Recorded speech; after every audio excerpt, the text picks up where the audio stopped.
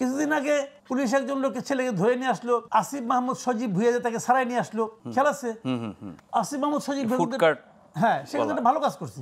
ওই লোক সেটা আসলে দায়ী ছিল না, তাকে পুলিশের উপর যে হামলার ঘটনা করছিল, ওই ঘটনায় একটা ছেলে একটা বিয়ের দোকানদার ছিল, তাকে সে যে ছাড়াই নিয়ে আসছে, এটা ভালো কাজ করছে, আমি এটা কিন্তু খারাপ বলছি না। কিন্তু ওই ছেলেটাকে মনে করেন আমিও চিনি, আমি যে বললে পুলিশ ছাড়তো?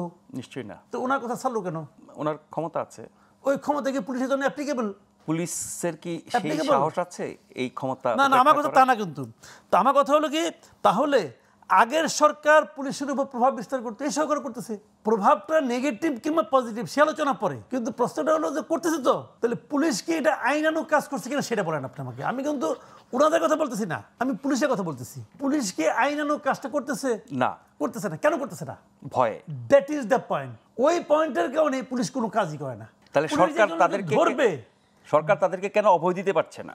এই যে আমাদের এই যে ইউনুস সাহেবের মতো মিষ্টি মিষ্টি আলাপ করতেছে, প্রলেপ দিচ্ছে, এই প্রলেপে কাজ হবো না রে ভাই। ইউনুস সাহেব যে ভালো বক্তৃতা দেয়, এটা তো আমি আপনি স্বীকার করার কে? সারা দুনিয়া স্বীকার করে, খুব ভালো ইনফ্লুয়েন্সার, সারা দুনিয়া স্বীকার করে। কিন্তু এই ইনফ্লুয়েন্স দেখবেন, আমাদের কাছে ইনফ্লুয়েন্সার আছে, কিন্তু সেটা ইনফ্লুয়েন্স দেয় মানুষকে কিভাবে তুমি প্রতি মাসে 5 অঙ্কের বেতন পাবা, দেয়। কিন্তু দিয়ে দিয়ে যায়, মানুষ খুব খুশি, হ্যাঁ তাহলে কালকে থেকে 5 অঙ্কের বেতন পাওয়া শুরু করবো, 5 কেজি ওজন কমাবা।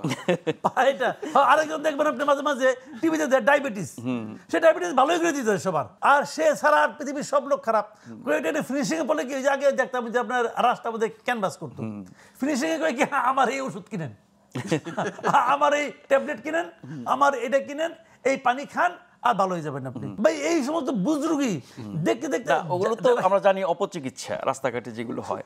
এখন রাষ্ট্রীয় পর্যায়ে এসব বুদ্ধি পরামর্শ, অপকর্ম, সিম্পল অপকর্ম।